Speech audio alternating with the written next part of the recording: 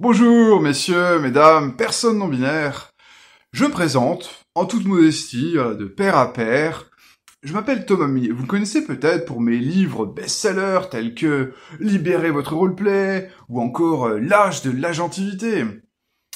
Je suis titulaire de pas un, ni deux, mais trois doctorats en théorie rôliste, l'un au Massachusetts Institute of Ultra Crepidarianism, l'autre à la Harvard Business School of Fake Science, et enfin le dernier au San Francisco Laboratory of Pachybolux.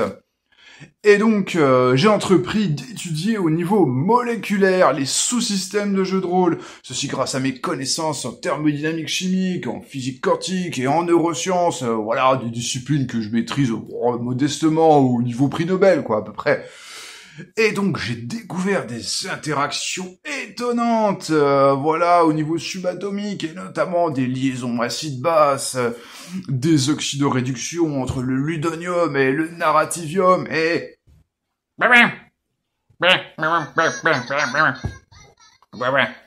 Quoi? Comment ça? Quoi? Vous voulez me débunker? Non mais les lapins zététiciens, vous êtes juste des jaloux.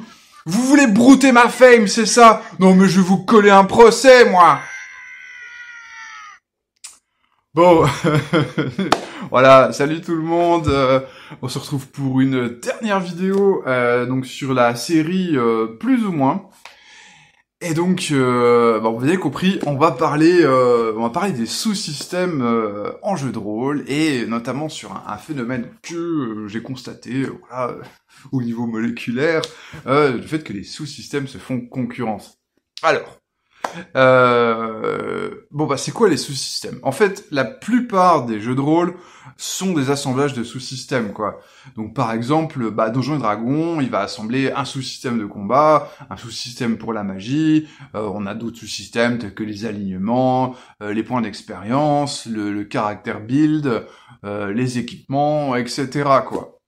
Dans la plupart des jeux de rôle, on va également considérer comme sous-système, on va avoir l'univers, les scénarios, la création de personnages, le world building, etc., quoi. Je vais baisser un petit peu la caméra, parce que je trouve que ça fait bizarre. Hop. Voilà, ouais. Hop! Punaise, voilà, j'aurais pas dû. Le trépied bouge. Hop, attends, niveau à bulle. Voilà, ça va. Et également, j'aurais tendance à considérer comme sous-système, MJ, notamment du fait de sa capacité d'impro. Plus sa capacité d'impro et d'appropriation va être importante, plus MJ va être une sorte de sous-système influent, quoi. Et également les joueurs, voilà, qui vont également agir comme des sous-systèmes de façon plus ou moins influente, selon leur proactivité, hein, tout simplement, quoi.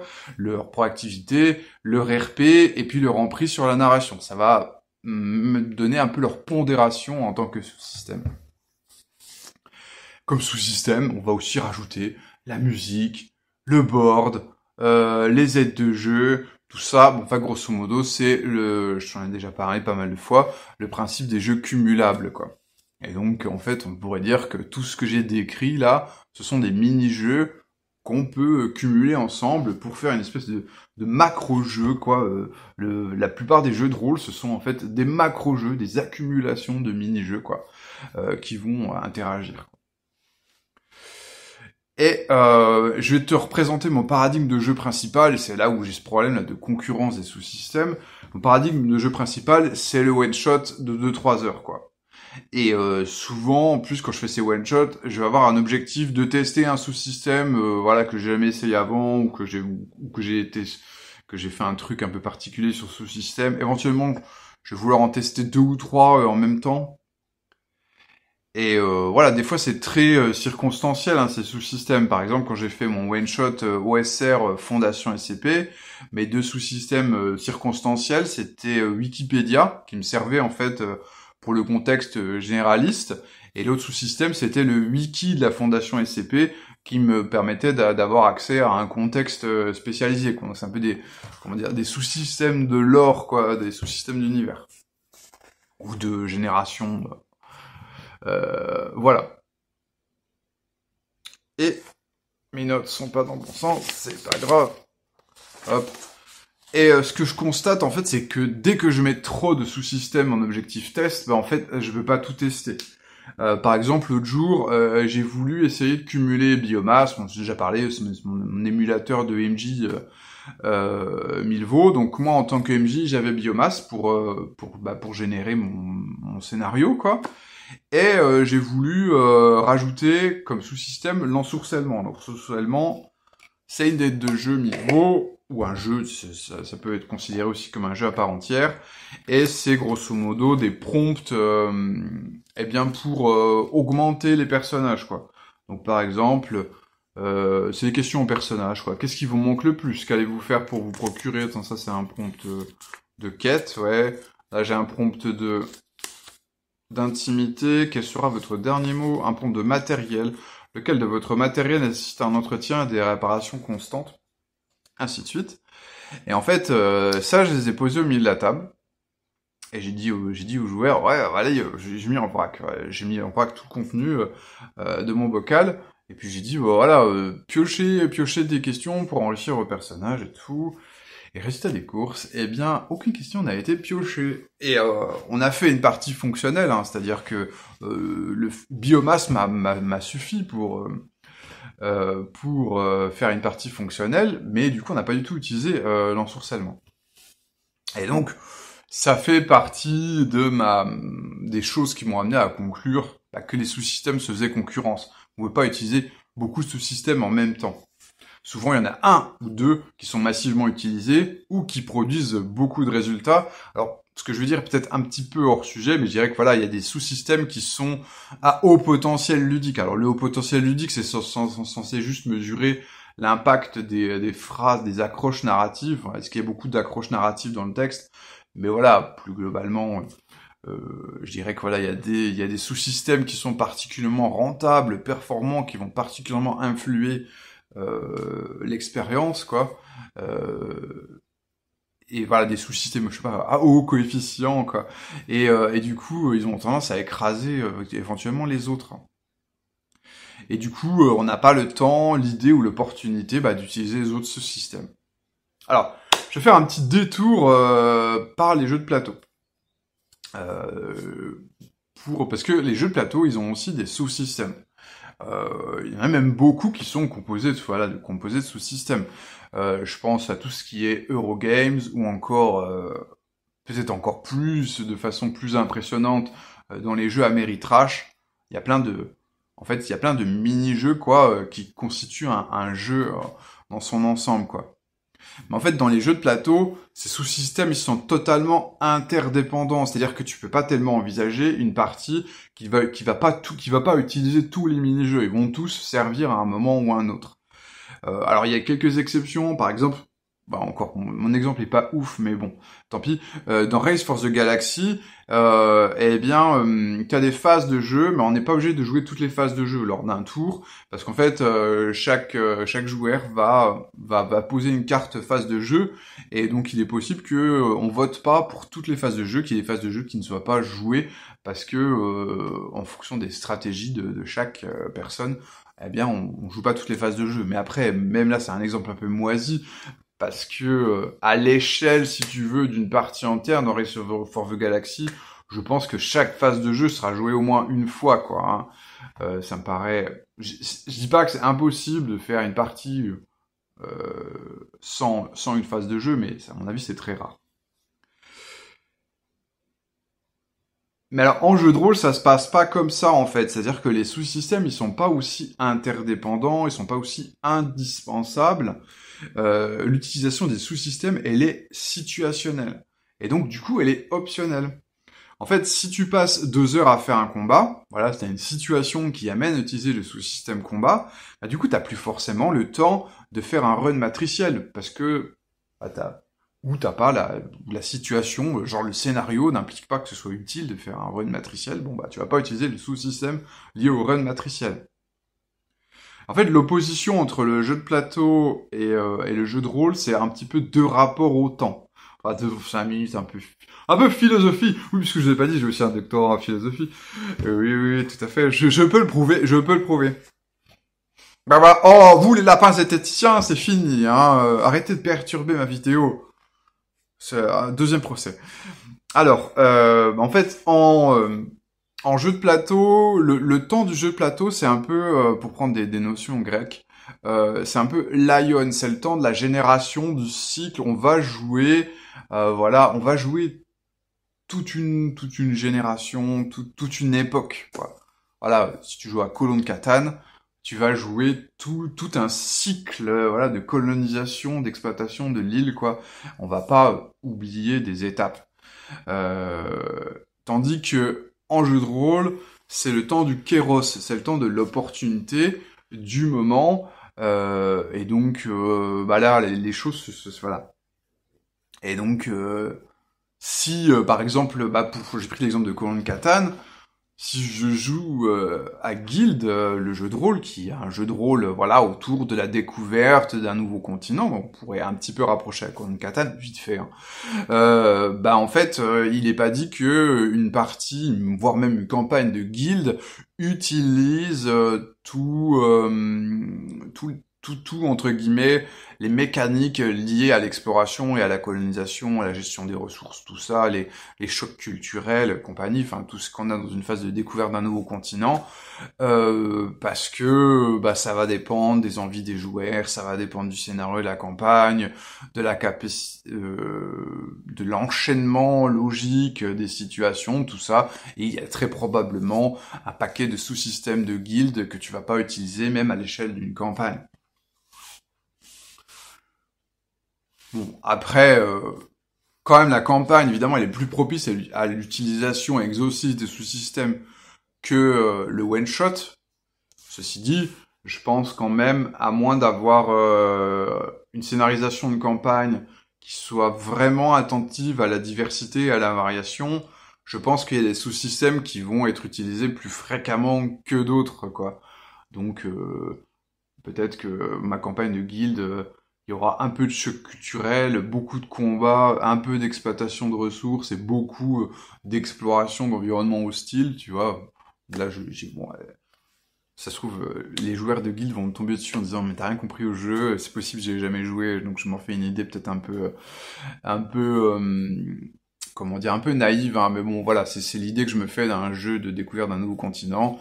Bah, il y a sans doute des aspects qui seront moins joués que d'autres. Donc, je reviens sur l'idée que en one shot, par contre, plus tu as de sous-systèmes, plus tu as de chances qu'ils se fassent concurrence et qu'il y en ait certains qui s'expriment totalement au détriment d'autres. Euh, je vais pour du coup comparer deux jeux d'horreur cosmique, Innommable d'un côté et Horrifique de l'autre. Innommable en fait, donc c'est vraiment des jeux qui voilà qui promettent une expérience assez proche, c'est-à-dire vivre de l'horreur cosmique. Dans Innommable, en fait, tu as une création de personnage qui est simple, rapide, et après les autres mécaniques, bah, c'est grosso modo, c'est juste un système de résolution, puis roule, basta, cosy, quoi, c'est tout ce qu'il y a. Et donc, bon, bah, tu vas utiliser ces deux sous-systèmes, tu vas forcément les utiliser. Euh, et en 3 heures, tu fais une partie très satisfaisante d'Innommable. Je dirais même que si tu commences à jouer plus de 3 heures, peut-être que tu vas commencer à manquer de matière, c'est possible.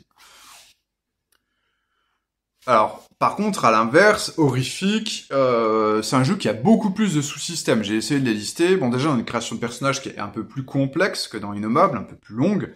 Euh, Tu as un sous-système de world building, tu as une économie de jetons qu'il faut gérer, qui circulent entre les PJ, le MJ. MJ a des moves, les PJ ont des moves également. Il y a des aides de jeu d'inspiration. Il y a tout un déroulé de parties avec plusieurs actes, où le MJ notamment peut pas jouer les mêmes moves selon les actes. Et tu as également un sous-système consacré aux ellipses. Donc voilà, ça fait beaucoup. Et en fait, bah, du coup, mon opinion après quelques tests, c'est que en fait, il faut bien 5 heures pour faire une partie de d'Horrifique qui va exploiter tous ces sous-systèmes. Et d'ailleurs, c'est ce qui est marqué sur la boîte, hein, c'est mis de mémoire 3 à 5 heures. Et bah moi, souvent, mes formats de jeu, comme je te l'ai expliqué, c'est 2-3 heures. Et en 2-3 heures, bah, en fait, je suis obligé de speedrunner les mécaniques. Et notamment, ça se fait au détriment de l'attrition. parce que je peux clairement pas demander assez de jets de dés pour que cette attrition elle se mette en place. Pareil, l'économie de jetons se met pas en place. Et l'économie de jetons dans ce jeu est là pour générer de l'attrition. Je te renvoie à un article que j'ai écrit en fait sur le problème entre guillemets avec les systèmes de résolution qui prenaient en charge l'attrition.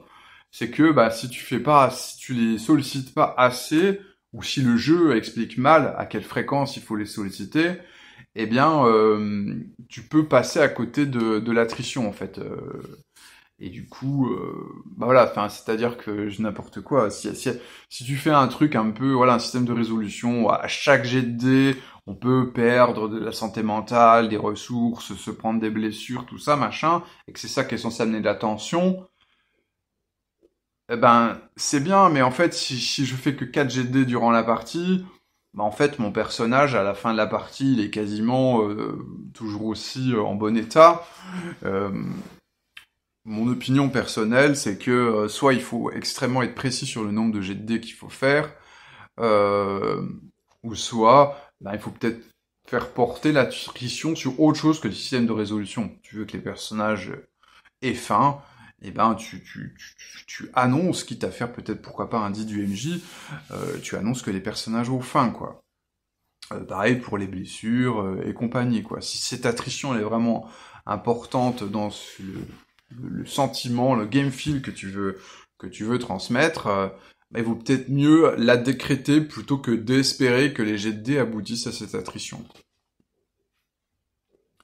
Et voilà, j'ai le même problème avec des systèmes comme Fate, où Fate, c'est pareil, l'attrition va beaucoup porter sur les lancers de dés, et quand je joue à Fate, je constate bien qu'en 2-3 heures, j'ai jamais le temps de lancer autant de dés qu'il faudrait pour que cette attrition se fasse ressentir, quoi.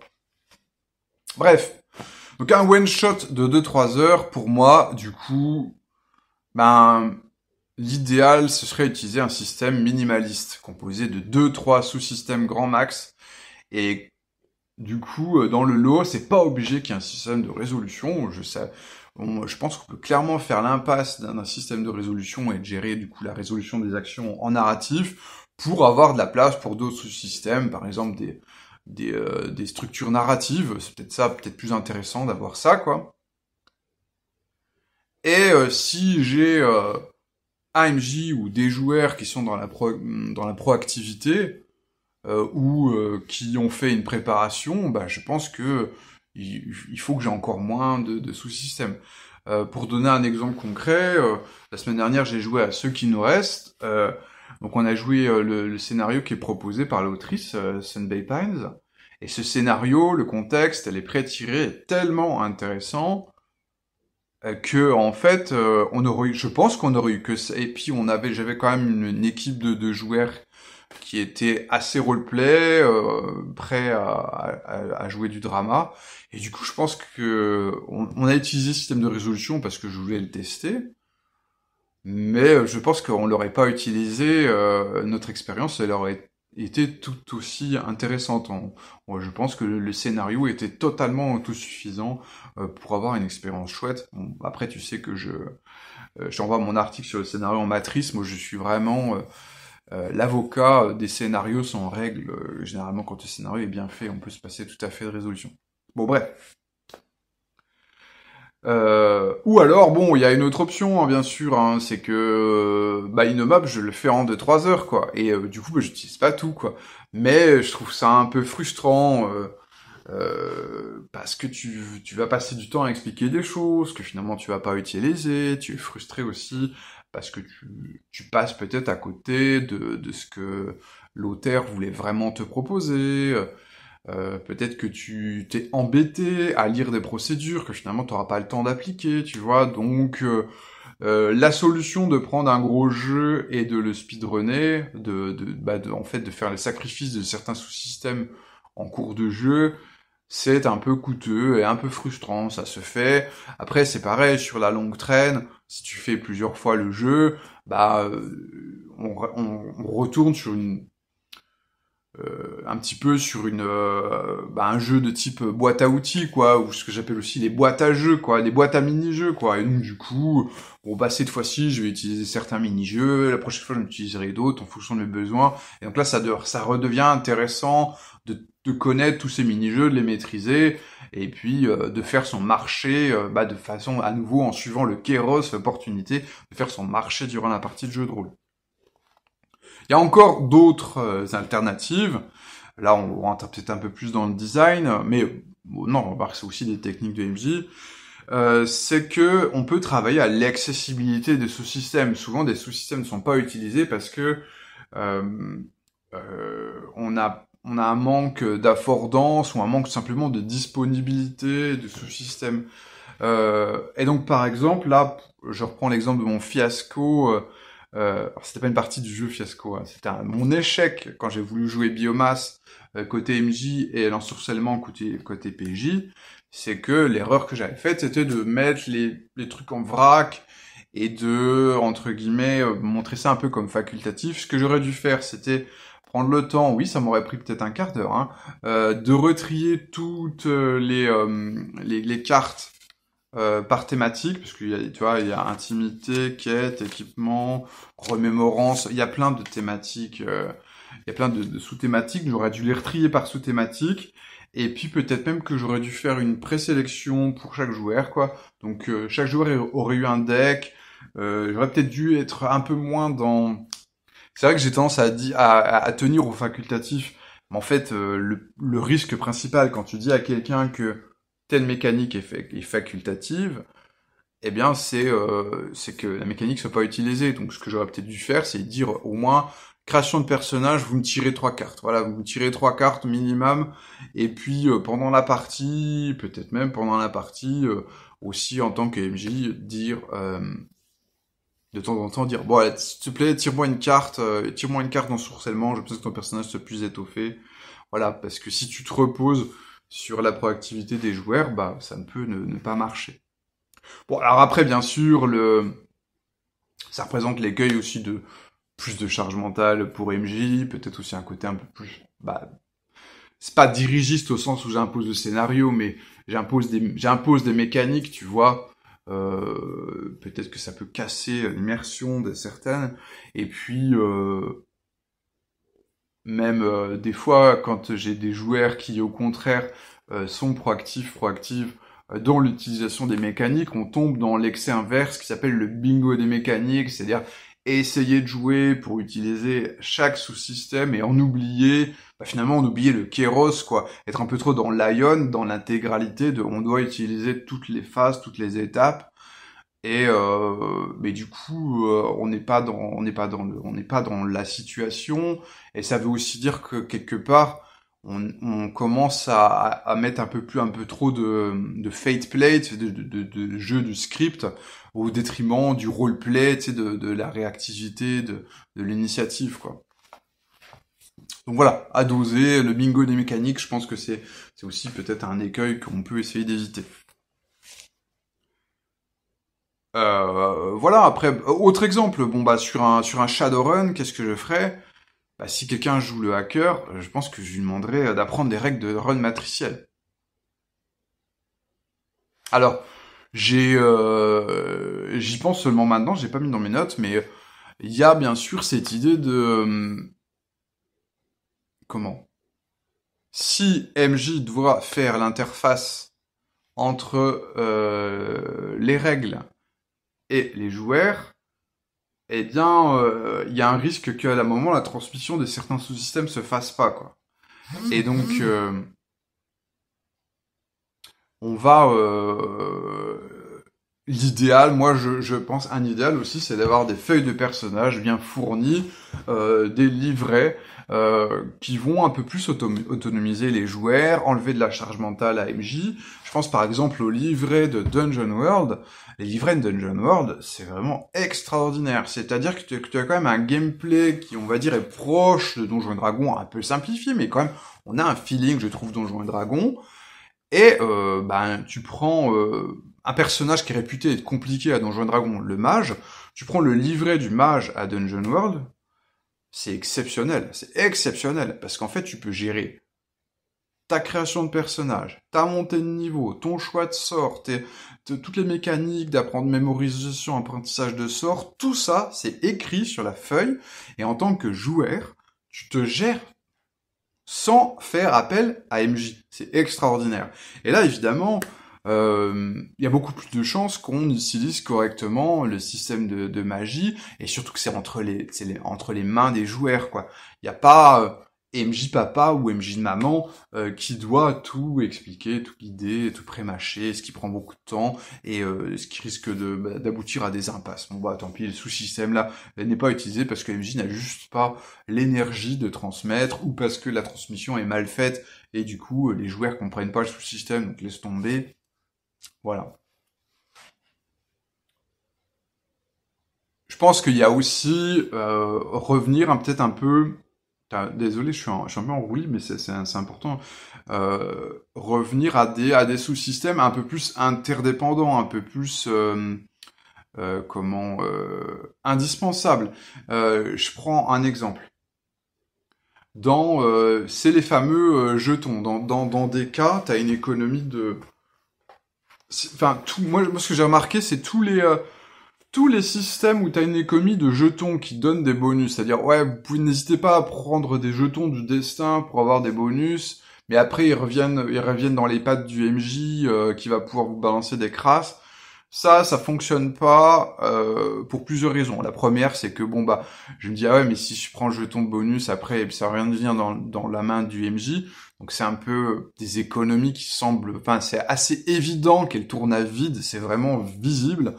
Et aussi, le problème c'est que comme c'est juste pour avoir un bonus, c'est pas indispensable, tu vois, et donc du coup on va oublier, on va les thésauriser aussi, je ferai l'économie plus tard, là cette action, mon bonus, je préfère l'utiliser plus tard, et donc moi je trouve, enfin, je n'ai jamais vu ça fonctionner clairement à plein, les économies de jetons, c'est toujours très sous-utilisé. Inversement, des jeux comme les Belonging Outside Belonging, il y a également une économie de jetons, mais elle est indispensable. Pourquoi ? Parce qu'en fait, dans ces jeux-là, tu peux faire trois types de moves. Les moves faibles, les moves neutres et les moves forts. C'est des moves purement narratifs, il n'y a pas de jet de dés et tout. Les moves faibles et les moves neutres, tu peux les faire tout le temps, ça fonctionne toujours. Bon, évidemment, les moves faibles, c'est des moves qui te mettent pas à ton avantage, hein. Et quand tu fais un move faible, tu gagnes un jeton qui te permet de faire les moves forts. Les moves forts, c'est ce qu'on a envie de faire, c'est ce qui est intéressant, c'est ce qui permet au personnage de briller et de, généralement, triompher de l'adversité et se montrer sous son meilleur jour, quoi. Bon, je fais un peu un résumé, il y a souvent des nuances. Mais toujours est-il que t'es obligé d'essayer de récupérer des jetons en faisant des moves faibles, parce que au départ, t'as aucun jeton, donc tu peux faire aucun move fort. Donc en fait, c'est l'économie de jetons dans les jeux Belonging Outside Belonging, elle est indispensable, et donc ça fonctionne beaucoup mieux. C'est un sous-système qu'on ne peut pas ignorer. Voilà.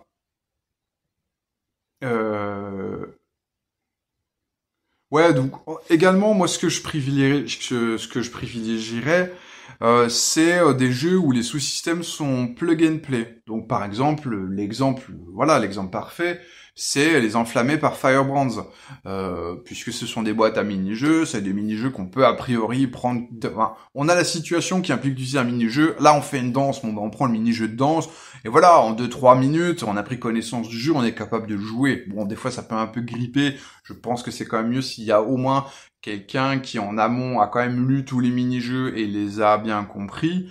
Mais bon, globalement, on est quand même très proche du plug and play. Et je suis persuadé qu'à l'avenir, il y aura des jeux où ce sera beaucoup plus évident, quoi. Typiquement, on pourrait imaginer un jeu descendant de l'arène avec plusieurs decks situationnels. Ah tiens, genre, mettons Guild. Je vais faire Guild descendant de l'arène.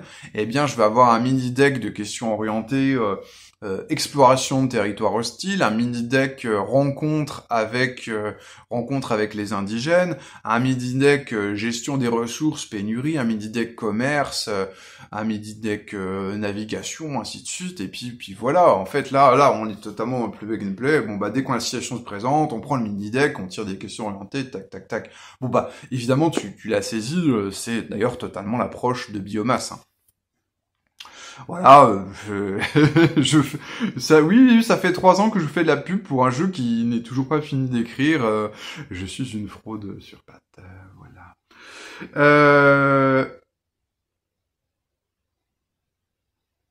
Voilà, bon pareil, si tu utilises plein de tables aléatoires numériques sur Chartopia, bon bah voilà, c'est des mini-jeux très très accessibles, ça fonctionne très très bien.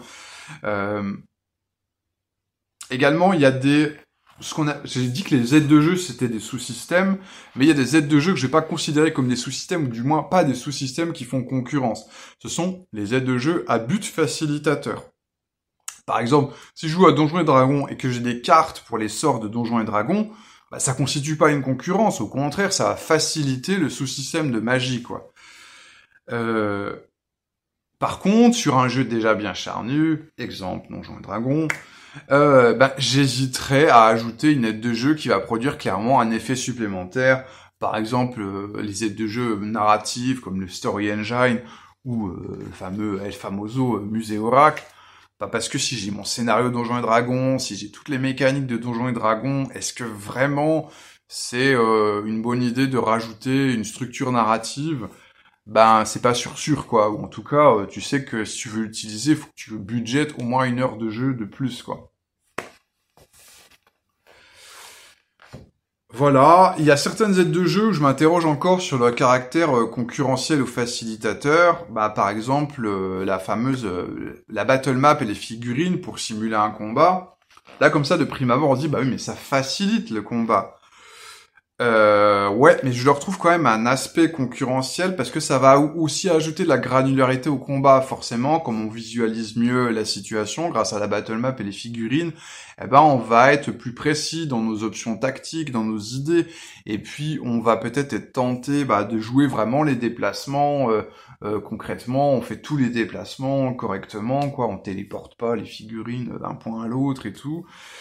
Et du coup, je trouve que oui, le combat il est plus clair à jouer, mais il est aussi plus long à jouer parce qu'on va jouer beaucoup plus dans le détail. Euh, Et donc, bah voilà, en fait, pour moi, ça constitue une concurrence avec les sous-systèmes hors combat. On a ravi d'avoir. Voilà, si tu passes, en fait, je pense que sortir une battle map et des figurines, ça peut au moins multiplier la durée du combat par 2, et donc bah voilà, forcément, on va devoir faire sauter certaines scènes de non-combat et donc du coup faire sauter certains sous-systèmes. Donc, je préférais, dans une optique évidemment, d'utiliser le plus de sous-systèmes possible, hein, c'est pas forcément l'optique que tu veux privilégier, mais dans cette optique-là, moi je jouerais des combats plus courts et abstraits, c'est-à-dire que j'y jouerais dans le théâtre de l'esprit. Alors bien sûr, ça pose la question de certains handicaps. Si tu as une personne aphantasique à ta table, eh bien peut-être que ça va la gêner de jouer un combat dans le théâtre de l'esprit. Mais bon, ça c'est des genres de questions à trancher au cas par cas en fonction des besoins spécifiques de ta table. Eh bien voilà, on a fini les vidéos là sur le plus ou moins. Je m'interroge sur la prochaine série. J'hésite entre conseils de maîtrise et infodump. Voilà, si t'as une préférence, n'hésite pas à le mettre en commentaire. Et on se retrouve pour de nouvelles aventures. Ciao!